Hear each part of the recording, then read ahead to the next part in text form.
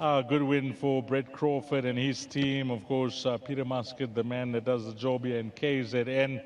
DKS Vetter, Ian Robertson, Clover Flay, stud the breeders as well with the son of Pomodoro. And he's now got that maiden under the belt with jockey Anton Marcus. And good win from him today, Peter. Yeah, I thought he won a nice race. He's had a lot of issues along the way, but fortunately those are all behind him. I'd like to say huge congratulations to Ian Robertson and Des Kieswetter. They've been very patient with him. I think he'll go further, so I don't think it's the end of the line for him. He seems to stay very well, so I think we've got more options with him down the line. Well, a nice one here, Peter. Give our best to Brett, and well done to yourself and your team. How was New Year's and Christmas and everything? Not so quiet, but good. Well done here, Peter. Thank you. Lovely. Let's get Anton in, and Anton's now got 3 on the bounce for the day, or should I say 3 thus far. One more race to go, and guys are hoping that he can have 3 on the bounce. That's the punters around. They're all chatting to me. They say, Anton, the last 3 races. And I said, he's the right man for the job. From their mouth to God's ears, these. This horse last time out, you got a nice feel? He did. He ran it was a qualified maiden, to put it into perspective. And then you look at the Shango form line, but I don't know, clearly Shango's obviously improved a hell of a lot, you know. Sure. The 7 was too short for him. He's probably a horse that's looking for a bit further as well, these. You know, as soon as they stay, it does get marginally weaker. So you've got a chance. Once again, just can't thank Pete enough.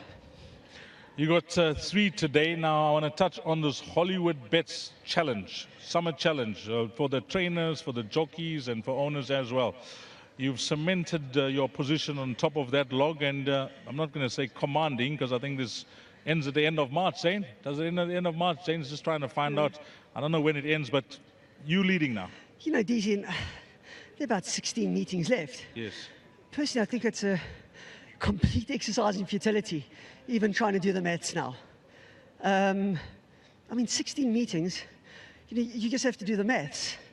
You know, it's in excess of probably well over 110, 120 rides. And it doesn't matter, I mean, you may very well win a race with 5 runners, you get 5 points.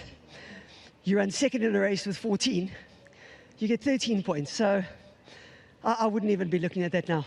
If you keep your strike rate up, which is at around 33%.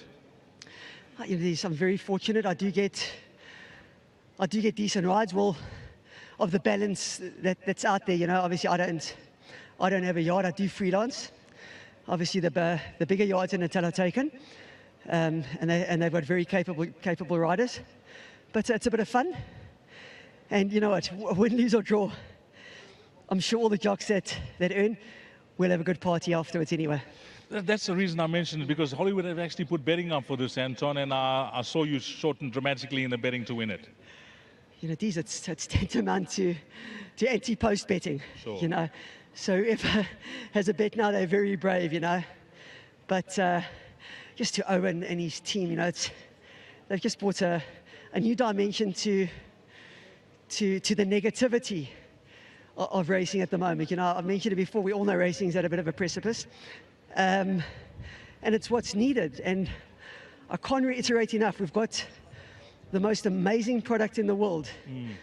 And maybe, just maybe at grassroots levels, i.e. from a marketing perspective. And what's the word I'm looking for? I've lost my train of thought momentarily. You know, getting the information out to the public. Yes. And to the punters, you know.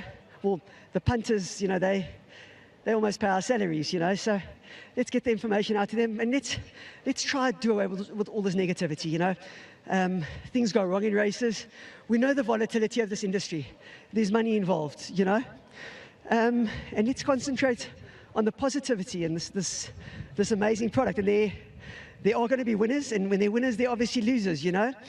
But we're all out there doing our utmost, and we're in a very fortunate position, these to be part of this amazing, this game industry. Call it whatever you like, you know.